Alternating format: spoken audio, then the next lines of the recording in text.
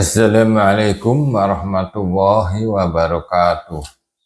Salam sejahtera bagi kita semua. Sampai jumpa lagi di channel Setiadi 1906.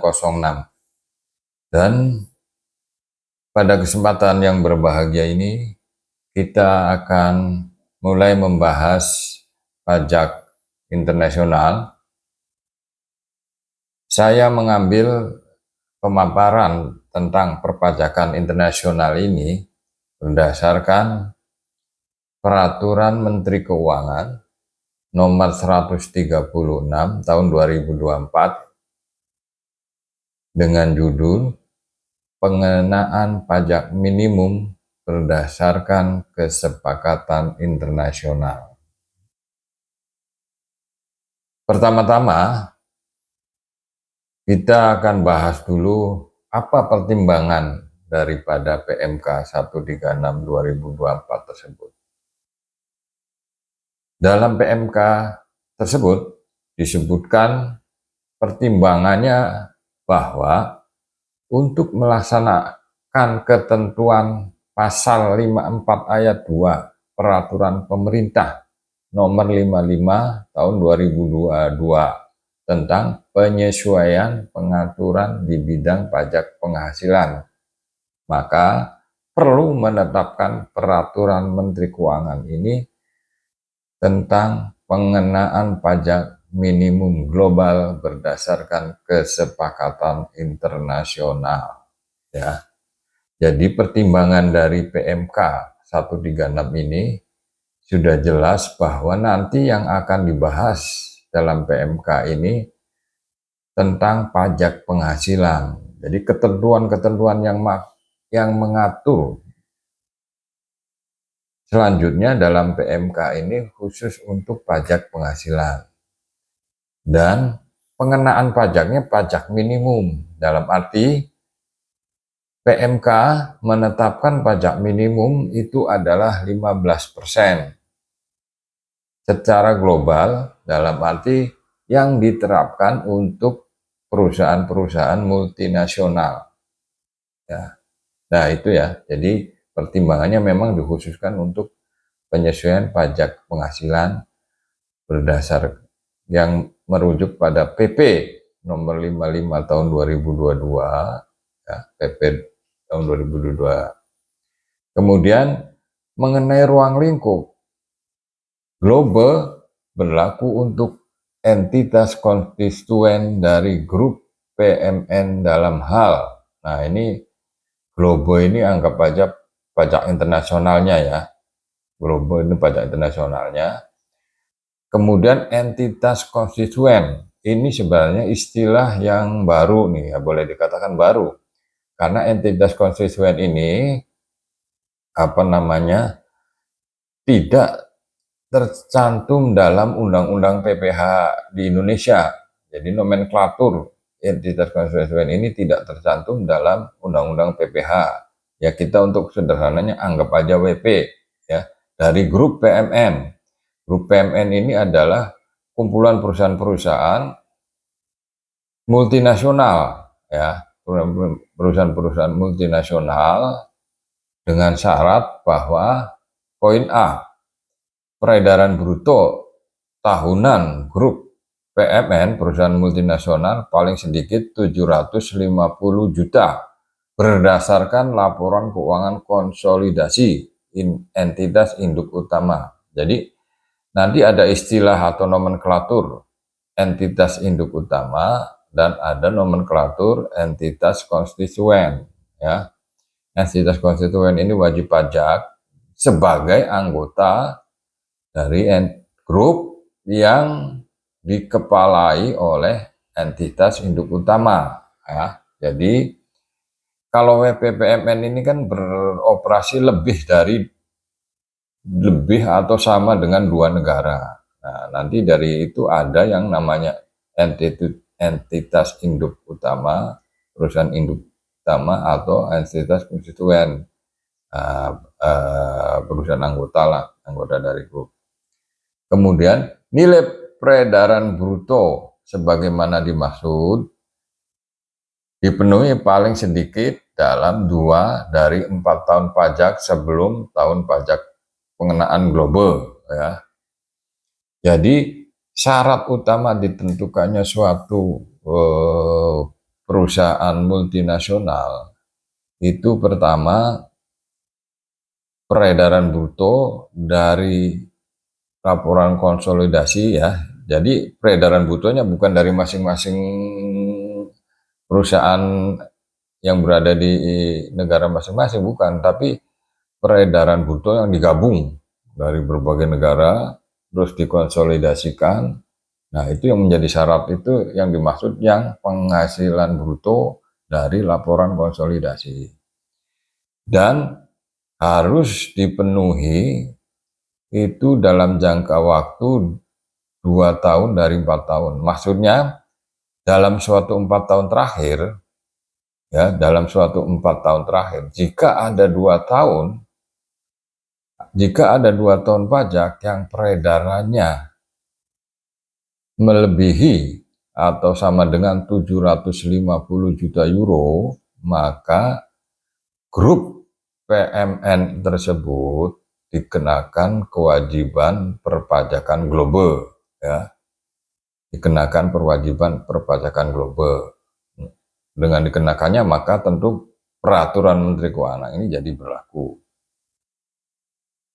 Berikutnya, dalam hal entitas konstituen membentuk grup PMN baru pada tahun pertama dan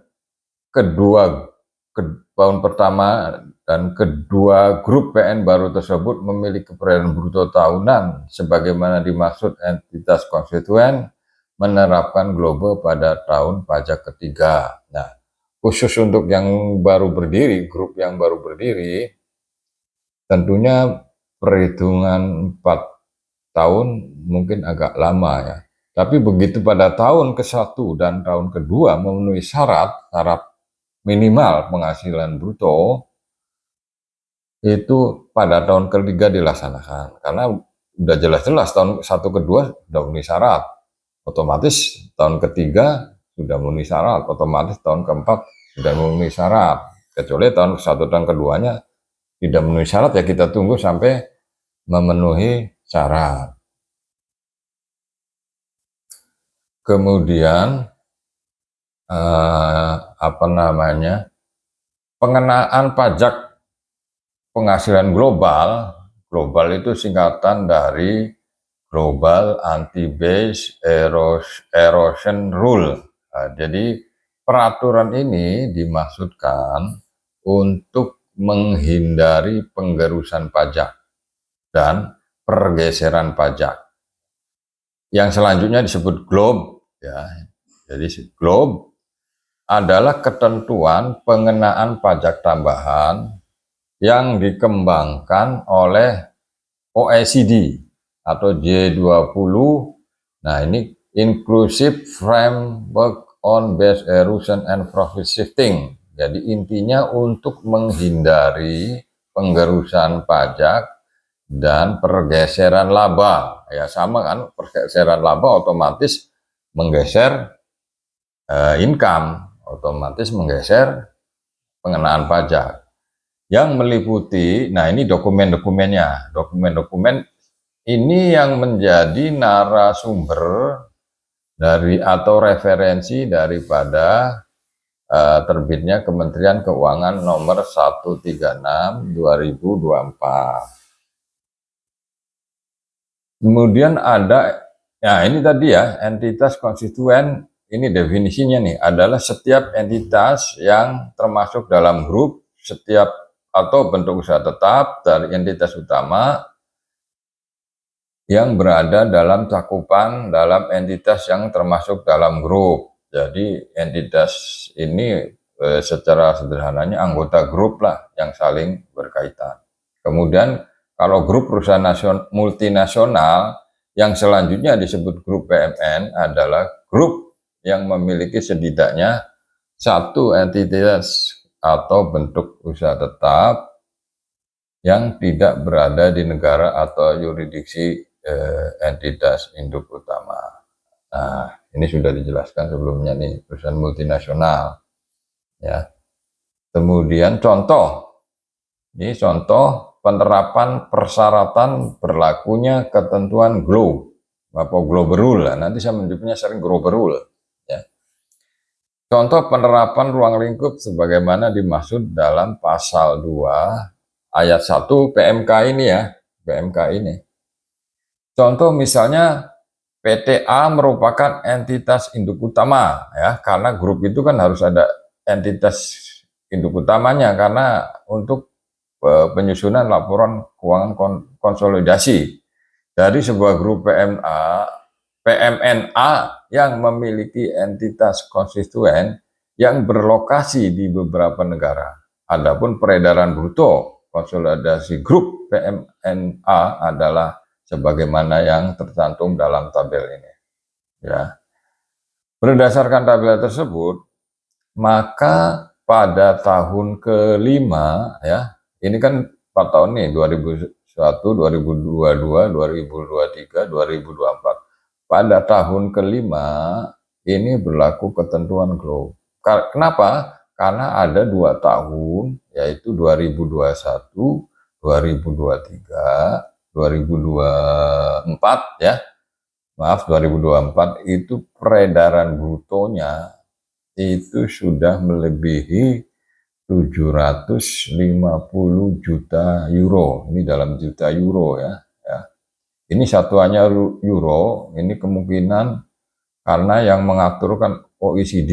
OECD kalau nggak salah kan berpusat di Paris, di Eropa. Jadi dia pakai mata uang standar uang lingkup dalam nominasi euro.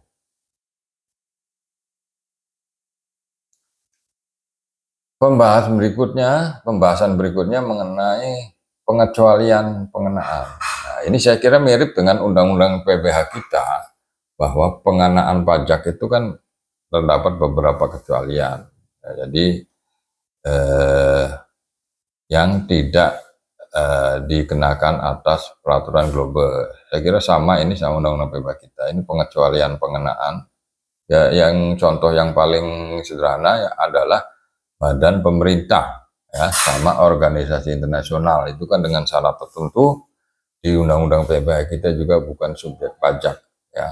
Kemudian ada organisasi nirlaba. Nirlaba artinya organisasi yang tidak mencari keuntungan. Kemudian yang D, entitas dana pensiun itu juga dikecualikan walaupun dia anggota grup perusahaan multinasional, tapi kalau bentuknya entitas dana pensiun dia dikecualikan. Demikian juga entitas dana investasi yang merupakan entitas induk utama dan entitas dana investasi real estate ya juga yang dikecualikan asalkan bentuknya entitas induk utama. Kemudian kapan berlakunya ketentuan Menteri Keuangan ini? Yang pertama, peraturan Menteri Keuangan ini mulai berlaku pada tanggal 1 Januari 2025. Nah, jadi ini tanggal berlakunya 1 Januari 2025, artinya SPT harus disampaikan pada tahun 2026 ya.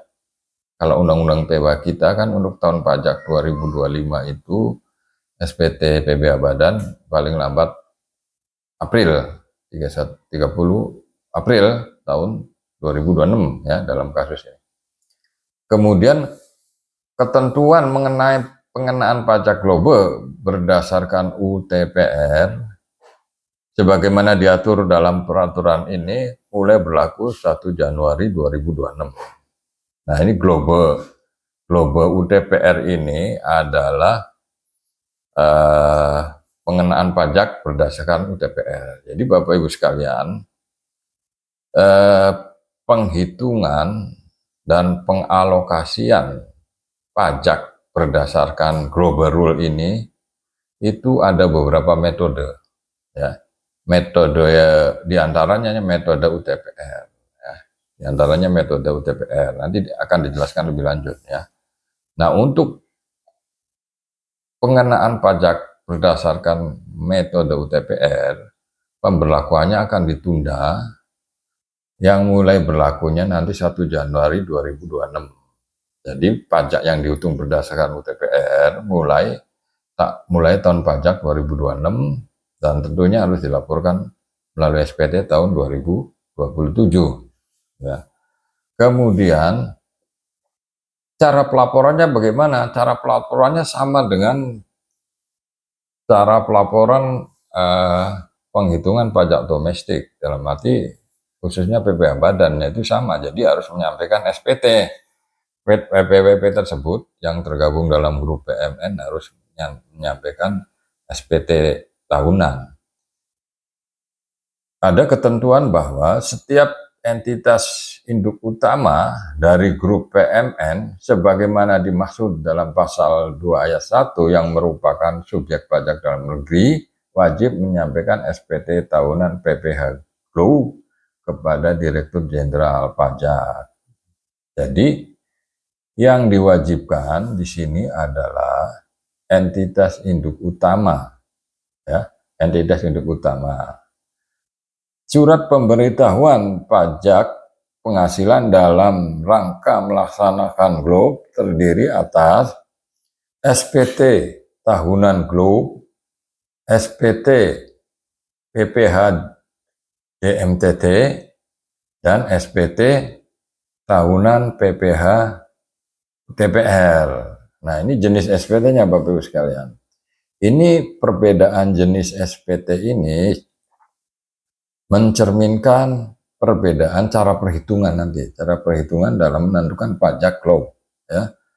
Jadi ada yang berdasarkan persentase kepemilikan, ada yang berdasarkan DMTT, dan ada lagi yang berdasarkan UTPR. Nanti akan dijelaskan lebih lanjut.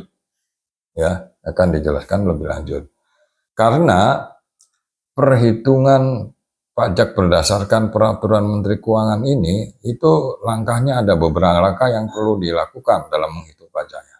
Jadi pertama, menentukan dulu wajib pajak di negara mana yang akan dihitung pajak berdasarkan global rule. Kemudian menentukan alokasinya. Ya, kemudian menentukan alokasinya. Setelah itu baru dihitung untuk masing-masing konstituen yang berada di masing-masing negara. Namun, penyampaian SPT-nya sesuai dengan PMK ini adalah hanya entitas induk utama saja, ya. Hanya entitas induk utama saja kalau berdasarkan peraturan Menteri Keuangan sini. Kemudian berikutnya, nah ini penjelasan rinci mengenai masing-masing SPT, ya. Tapi pada intinya SPT ini adalah SPT PBH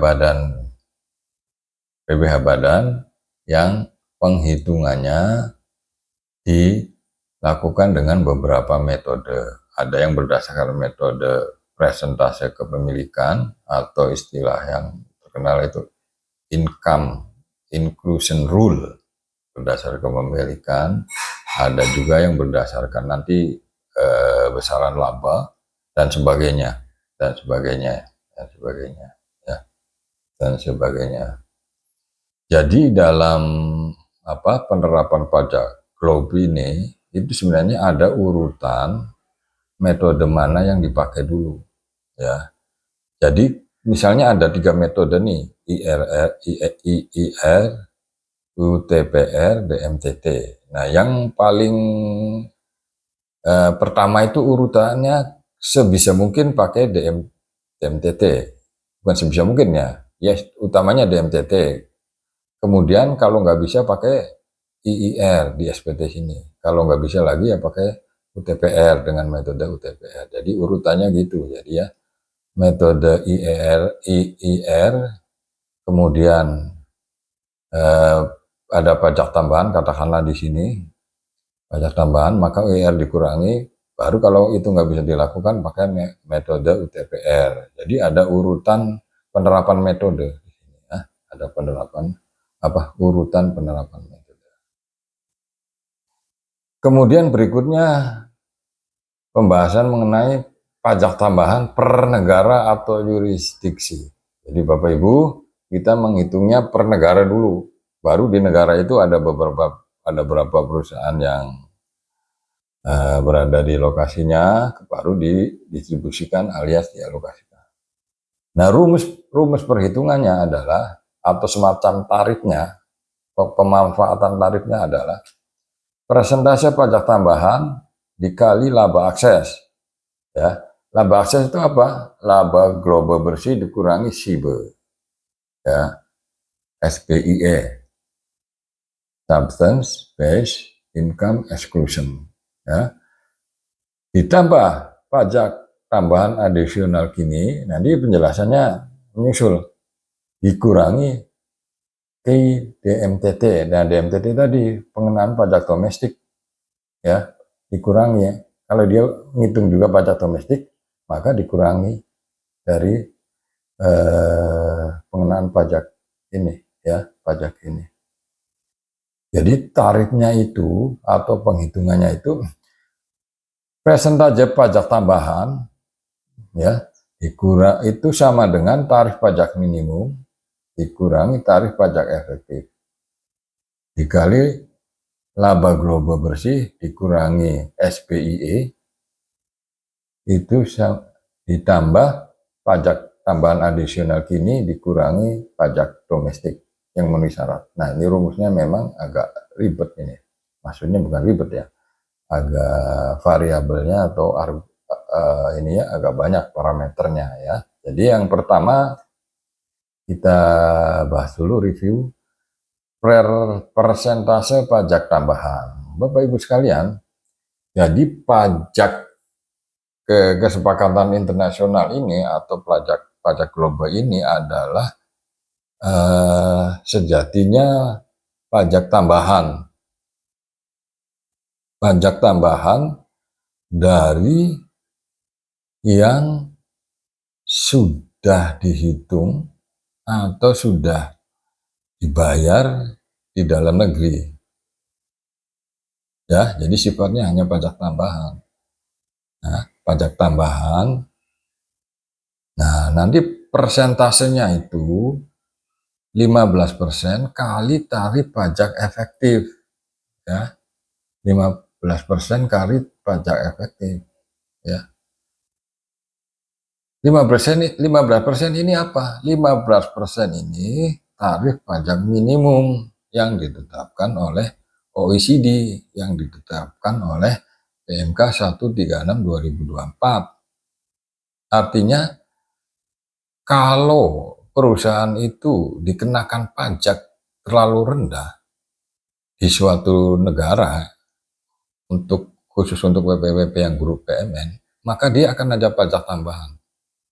Jadi seolah-olah begini nih, kalau Anda itu perusahaan yang PMN lah, perusahaan PMN, maka paling nggak 15% lah Anda itu harus bayar pajak gitu di suatu negara. Karena kan ada beberapa negara yang bahkan tidak mengenakan pajak. Nah, itu terjadi pergeseran kan.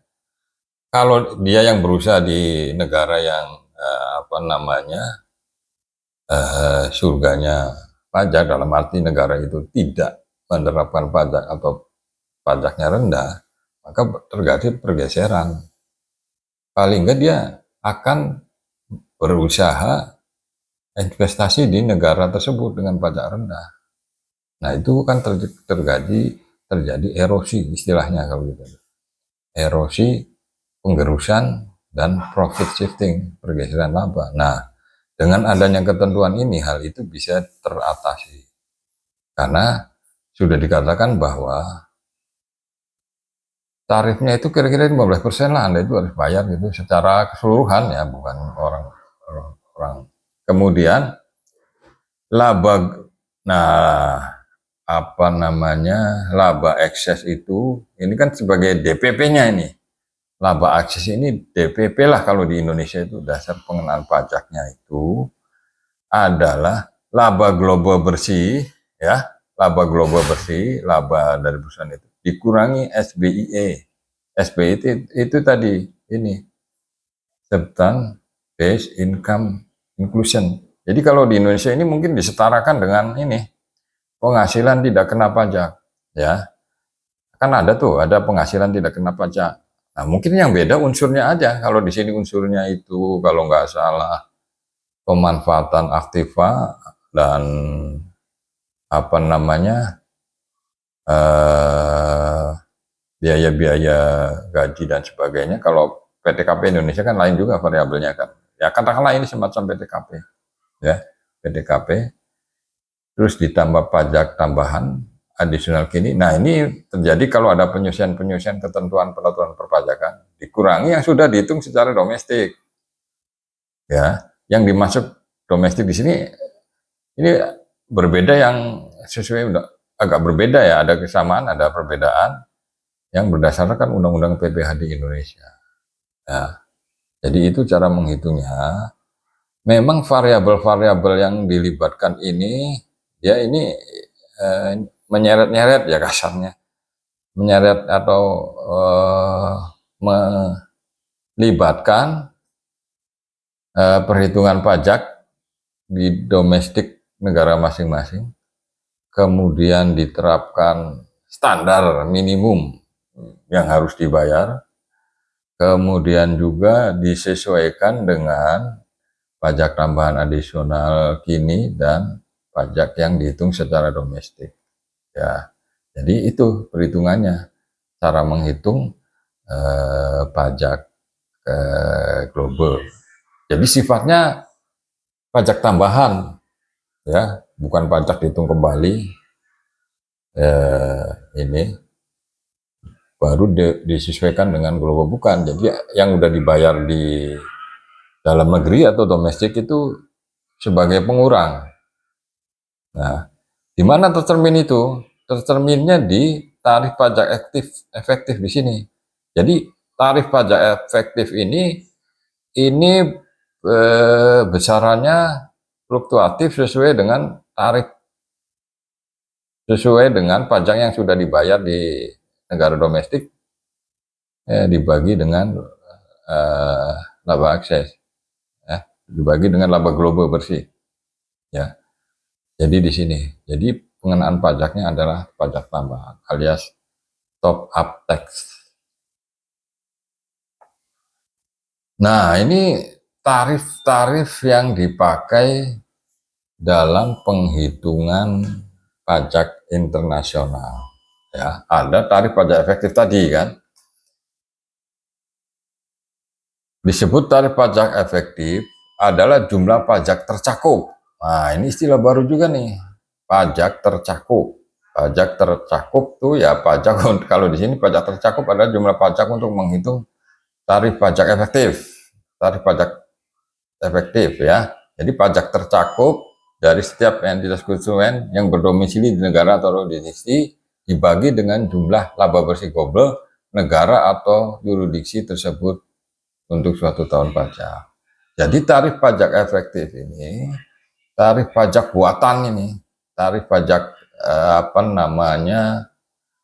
yang diadakan karena kita akan menghitung pajak tambahan, maka kita perlu memunculkan makhluk baru lah, katakanlah gitu ya, memunculkan nomenklatur baru, yaitu tarif pajak efektif, yaitu jumlah pajak tercakup dibagi dengan laba bersih global. Ya, pajak tercakup apa? Pajak untuk menghitung tarif pajak efektif. Jadi definisinya muter-muter ini. Tarif pajak efektif apa? Yaitu tarif pajak tercakup dibagi laba global bersih. Kita masih belum mengerti pajak tercakup apa. Pajak tercakup untuk menghitung tarif pajak efektif. Jadi muter lagi definisi ini. Ya. Tapi intinya tarif pajak efektif itu mencerminkan besaran pajak penghasilan yang sudah dibayarkan di negara domestik atau pajak yang sudah dibayar secara domestik. Kan nantinya ditambahkan dengan top up tax tuh. Nah, itulah tarif pajak efektif itu tercermin di situ. Ya, kalau udah definisi kita akan susah mengertinya. Kemudian laba atau rugi global adalah laba atau rugi bersih akuntansi keuangan entitas konstituen pada tahun pajak setelah dilakukan penyesuaian, ya, setelah dilakukan penyesuaian. Nah, ini jadi ketentuan ini mengatur perhitungan pajak, ya, nanti berdasarkan akuntansi keuangan yang dipakai wajib pajak, ya. Jadi yang dipakai wajib pajak yang nanti disesuaikan sesuai dengan ketentuan global. Nah, ini jadi kita dalam menghitung pajak tambahan ini akan merekonstruksi membangun kembali atau penerapan akuntansi keuangan sebelum pengenaan pajak. Artinya kan pajak-pajak yang udah dibayar kan masuk dalam pajak tercakup ini. Nah, nanti global menghitung tuh sendiri, global rule menghitung sendiri pajak tercakup itu berapa besarannya yang sudah dibebankan atau sudah dibayar. Nah, itu perhitungannya nanti dari akuntansi keuangan, bukan dari akuntansi yang dihitung setelah laba pajak. Ya. Nah, itu nanti perhitungan contoh-contohnya ada nanti, ya. Nah, adapun penghitungan pajak tambahan untuk setiap entitas konstituen. Nah, ini kan untuk setiap konstituen. Kalau perhitungan, karena kan ini kan per negara, ya, dapat menggunakan rumus sebagai berikut. Pajak tambahan untuk entitas konstituen adalah laba global entitas konstituen dibagi laba global agregat dari seluruh entitas konstituen dikali pajak tambahan per negara. Nah, ini kan dihitung.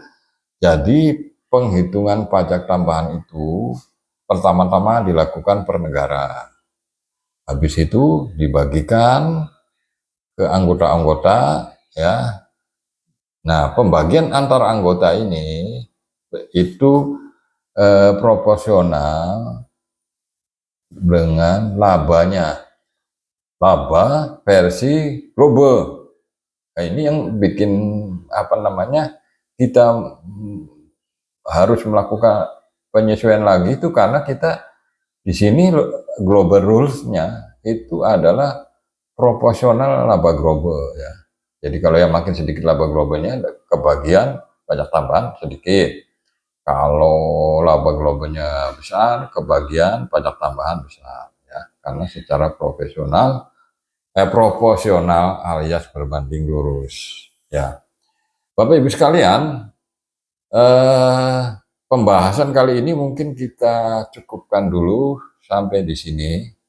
Nanti kita akan berlanjut pada sesi berikutnya dan mudah-mudahan bermanfaat. Demikian, wassalamualaikum warahmatullahi wabarakatuh.